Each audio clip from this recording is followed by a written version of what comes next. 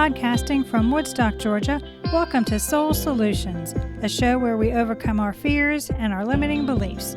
I'm your host, author, and certified life coach, Terry Kozlowski. Over the last 2 weeks, we have learned how the nature of the ego is fear, but the nature of the heart is compassion. This episode is to help us see the need for humanity to awaken and become who we were born to be. Becoming our authentic selves is about rediscovering who we innately are. The expedition we need to take for the reawakening to occur is a journey back to spirit. Only through our connection with Source can we unearth our innate selves that the egoic mind has forgotten. We must remember who we really are. When carving the sculpture David, Michelangelo said he was only bringing out of the marble what was already there. That is what we must do on this quest. We too need to chip away at what the ego has built up, remove the beliefs that others put upon us, and eliminate those things that no longer serve us or bring us joy. We base our spiritual growth on what our soul needs to expand, for it to arise and be the voice we hear and follow its guidance instead of the ego's. It's not about a particular religion, spiritual practice, or specific pathway, because this journey is entirely personal for each individual. Why is our awakening vital? In modern society, priorities seem to be skewed. We will spend time exercising, learning a new piece of software for work, or binge watching a popular television show, but we don't prioritize our spiritual growth. Connecting with our authentic selves isn't crucial for the egoic mind. It is, however, the only part of us we take when we die, our soulful self. That's why it's vital for us to awaken. The egoic mind has worked at burying our authentic selves for years as it did its job of protecting us. But we are here in this earth school for our souls to expand and grow. By opening up and living from the heart and not the mind, we align ourselves with spirit. We put ourselves into the magic of flow, and synchronistic moments begin to occur regularly. Once we allow the heart to take the lead instead of the ego, we begin to live out our dreams. The dreams we have were put into our hearts by spirit. Those visions we have are our mission here on this planet. We have a purpose. If we follow the soul's voice, it provides us with means and opportunities to accomplish our heart's soulful assignment. All our lives, the soul has been speaking to us so we can accomplish the mission we were born to do. If we don't awaken, who will accomplish that which we were created to do? We need to wake up and take hold of our dreams. So what is spiritual growth? Us becoming who we're meant to be isn't about being more of anything but ourselves. This awakening isn't something we can compare with another, as our journey differs from everyone else's. No one else can be a more authentic version of us than we can. And no one can take this journey for us. This adventure we must take ourselves. Our authentic selves are already within us. Spiritual growth is about uncovering who we authentically are. Who we are has been buried by layers of protection by the ego. We all come to this place when we realize the egoic mind is more of a hindrance than actual protection. And if we keep allowing it to be in control, we will lose ourselves to the unfulfilled life the egoic mind creates. As we reach this realization, this need for something more meaningful in our lives, we also see that no one can help us but ourselves. No one knows what hides in the marble that surrounds our authentic selves. We must be the ones to strip away the layers to show ourselves and the world the greatness that lies beneath what the ego has buried. Who am I? For many, the realization that we don't know who we are is very disturbing. If we don't know, it's because we've allowed the egoic mind to rule our lives. The ego has created mental pictures of who we are: child, parent, spouse, employee, coworker, artist, etc. These are the labels we wear, not who we are. To see who we are, we must get quiet. In silence, we discover our soul's voice. As we listen, we begin to learn who our authentic self is. Part of our journey is to look back at ourselves when we were small children, when we knew who we were. The authentic part of us still sees the wonders all around, like we did when we were kids. It wants to explore, create, and live this moment in its entirety. Our real selves love unconditionally and are fearless because it knows we're connected to spirit. As we assimilate into our families, we begin to forget who we are. This egoic process is called domestication. We learn what behavior they desire through reward and what actions are unacceptable through rejection. Thus, the egoic mind buries our authentic selves that others deem undesirable. And this starts the forgetting process. But our souls remember. The heart knows we're pretending to be something we aren't. And this is how our self-worth begins its downward spiral. When we can't be our authentic selves, we become depressed and incomplete. What is the awakening of our authentic selves? What the ego has been seeking out in the world, it will never find. The love and acceptance it looks for must be found within, where it's always been. The ego is fearful of rejection, but the heart is always accepting. For us to accept ourselves, we have to stop being something we aren't and allow our authentic selves to emerge. We have to be honest with ourselves and trust our instincts. That gut reaction is our soul speaking to us. Learn to listen. We need to stop judging ourselves. Accept who we are as we are right now. Release the shame, the guilt, the blame, the excuses, the expectations, and the perfectionism. Instead, forgive ourselves. By letting go and allowing others to forgive our sleepful self, we become conscious of the soul's voice and its encouragement. Recognize that self-care and alone time are vital for this awakening to occur. Taking care of the body is the understanding that it is a sacred vessel for our soul, and it has needs for it to be at its full potential. Through our solitude, we create the space for authentic selves to emerge. To realize the amount of domestication we have assimilated, we have to spend time alone. To see the world as it is and not from an egoic perspective, we need to get quiet. How do we forge our path? The path we follow doesn't matter as long as we follow one, because the spiritual traditions all have the same goal: to awaken us. I believe all paths lead to the same spiritual truths. We aren't alone, and we're all connected. If one specific trail is comfortable for us to follow, fine, walk that path. Be careful not to get trapped in any religious dogma that the ego uses to keep us under its control. Our goal is to be taking consistent steps forward along our authentic journey. We need to have some daily practices to help us focus on our voyage. Each morning I meditate for 15 minutes. I then write 15 I am affirmations. I read a devotional, and then I write 3 pages in my journal. This time is sacred to me and nothing interferes with it. We need to put into place regular practices that allow us to begin the day peaceful and joyous. We need to recognize that we will stumble and take missteps along our route. There will be potholes to navigate around and rugged terrain that we must traverse. So we need to be gentle with ourselves and not get discouraged. The expedition to self-mastery is one that takes time and self-care as we look within and uncover who we authentically are. How do we set the tone for each day? We must consciously be intentional with how we begin each of our days. Are we waking up before we even get out of bed and immediately focusing on the things we must do? I used to do this, and in doing so, I was unintentionally causing my day to begin and stay in overdrive. It filled me with stress and anxiety, not the best or the healthiest way to start the day. Now when I awaken, I pray. I fill this prayer with thanksgiving for the blessings in my life.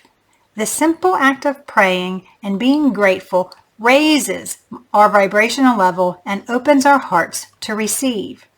When our hearts are open, we connect to Spirit. And in doing so, we can receive guidance from that still small voice within us. By beginning the day connected to Source, there is no fear. There is love, acceptance, and a sense of inner peace that rises from within. Being centered and at peace is the best way to start the day. Why does the ego think and believe that we are broken? Because of our domestication, the ego traps our authentic selves inside the marble for our protection. So our ego has been trying to get our attention to help us overcome the trap of the egoic mind. The ego doesn't know how to process these emotions the heart uses to get us to notice it. So when the soul says this isn't the path we're to take, the ego interprets it as it's a failure. As the heart says this doesn't feel right, the egoic mind thinks that there's something wrong with us, and by extension, we are broken. If things aren't working for us, then we're not good enough for good things to be a part of our life. And we allow the egoic mind to beat us down so we cannot see the signs of our spiritual awakening. The ego's struggle to compete, be perfect, outdo others and ourselves is a futile endeavor because it's always reacting from a place of fear. That's its nature. The false belief that all it needs and wants come from outside ourselves causes it to feel broken. It is in this uncomfortable place that growth can occur, and we can find our true selves. The more we fight against the egoic mind, the more fragmented we feel. The minute we stop struggling and become a witness to the egoic reactions is the minute we start our awakening. How do we see ourselves through the eyes of love? I recently visited my nephew and his newborn son. Little Dakota is perfect. I can't remember what he was wearing, but he was so sweet and innocent. All anyone wanted to do was hold him and love him. None of us thought he was weak or too short because he was only 18 inches tall. No one complained about how unproductive he was since all he did was eat and sleep. Or was anyone concerned about him being a burden and not pulling his weight, all 6 pounds, 3 ounces of it? We all saw him through the eyes of love. That is how we are to look at ourselves, through the eyes of love. But instead, we see the egoic labels and cultural beliefs put upon us by others. We compare ourselves with everyone we meet, not allowing our innate innocence and perfection to shine through. But the soul sees only our authentic selves, the sweet, innocent newborn. That divine part of us connected to Spirit. For us to emerge fully as our authentic selves, we must reconnect to this love within us. Only then will we know that we are enough, just as we are. How do we align with Spirit? There is no one out there in the world who can improve our lives. When we stop struggling with the egoic mind and allow our soul to lead us, we automatically align with Spirit. The life that the ego has been fighting to create is already within us. The source inside of us arises and our life emerges from within. That's what the law of attraction is. Our lives emerging from within ourselves, which is connected to Spirit. As we become conscious, our ability to change the world around us increases. Our awareness allows for more transformation of ourselves and those we influence. We recognize the connection we continuously have with Source, and we know that we are never alone. The egoic concepts of duality fades, and we start to understand the oneness of the universe. Staying aligned with Spirit is maintaining the understanding that who we are is the soulful self connected to the divine. When we believe this reality, we feel loved and supported every day. We know that the life we create is miraculous, and we see the infinite potential all around us. How do we achieve our true potential? Once we are aligned with Spirit, we become more aware that we are already our authentic selves. We recognize that what we need and want, we already have. As we develop, we may need to focus on different aspects of our lives. For example, I went through different phases of activities that helped me grow overall. I took painting classes for a year to assist me in letting my creativity out. After that, I spent a year taking yoga classes to help my body get in shape and learn how to meditate. Then I went through a detox where I no longer ate gluten and artificial foods to keep my body as healthy as it can be. I needed to do these things so I felt supported by my body to take on the next endeavor. The ensuing expansion my soul wanted me to take was to write my memoir, Raven, Transcending Fear. I needed to do this to complete my healing from the trauma my mother caused in my childhood. Writing the book, due out in early 2021, led me to write a weekly blog post and to start the podcast Soul Solutions. Each step served me to get me to the next level of my soulful purpose, helping others overcome their fears and limiting beliefs. I didn't have a plan. These activities seemed like a natural course of events and my desires. Splendid examples of being in and going with the flow of life. So what if the children are fighting back? Since we are born knowing who we are, maybe some of our children's behaviors are their undeveloped consciousness trying to maintain their authenticity. Young kids don't have the language skills nor the cognitive abilities to explain why they behave a certain way. Are we trying to fix the children because we think they're broken? No child is broken. No child needs fixing. Maybe as adults, we need to realize that our children have destinies. It's sad to imagine how many innovations, cures, and artworks are suppressed because children were pressured into conformity. This suppression is the domestication we as adults have to overcome, so that our authentic selves can emerge as they were to do years ago. If our weirdness was embraced instead of judged and made to feel ashamed, the need for us to awaken would be moot. But this doesn't have to be. We were born with the right conditions for us to be our authentic selves. Our families are the best people to nurture us to maintain our authenticity. But even if our parents aren't aware, the children still are. The child, despite its family of origin, has the internal knowing of who it is. And more importantly, we have the internal light of source within us for us to grow into all we were meant to be. Let's imagine a new paradigm. Little Dakota isn't a blank slate. He has arrived at this earth school already knowing who he authentically is and what his divine mission is. All Dakota needs to succeed is already within him: the wisdom, the means, and the support. He doesn't have to search outside himself for anything required for him to complete his soul's purpose. If he is his authentic self, all he needs, he will easily attract into his life. This authenticity is how we all arrived on this planet. But most of the collective consciousness believes the lie of the ego, that life is hard. In its quest for economic freedom and safety from the unknown, society has forgotten who it really is. Only humans can completely derail the full potential of another human being. Who we are and what we're supposed to do were answered when we were born.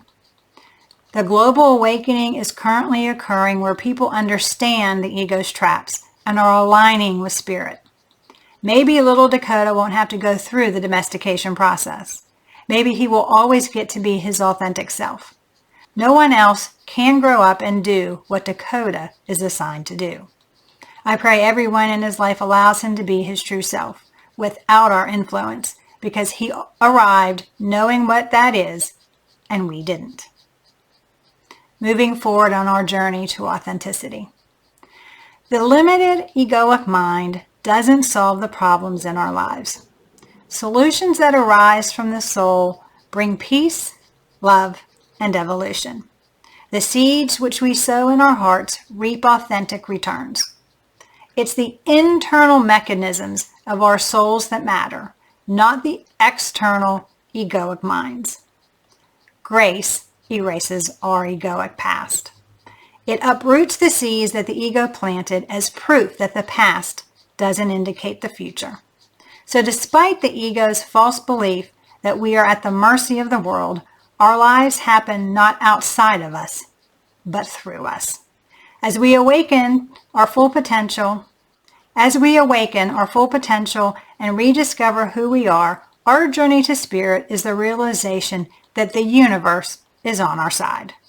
As we awaken, we are made anew, reborn, so it never diminished our full potential. Our limitlessness comes from our connection to the divine. Maintaining this link determines our ability to stay authentic and be all that we were meant to be. We are infinite beings of light, forever unfolding. As we become more conscious of our awakening, we can control our lives by allowing our souls to guide us on our inward journey. Do you need support to help you awaken and begin the journey to your authentic self? Do you want a strategy to help you overcome the ego's limiting beliefs and live a successful life? If so, please reach out to me at terrykozlowski.com and we can put together an action plan for you to create the life you desire. Please join me next week as we discuss how to inspire others and ourselves. Thanks for listening to Soul Solutions with Terry Kozlowski. If you'd like the show and want to learn more, check out terrykozlowski.com where you can find the links to everything we talked about in this episode. Please subscribe to the show so you'll never miss an episode as we overcome our fears and our limiting beliefs.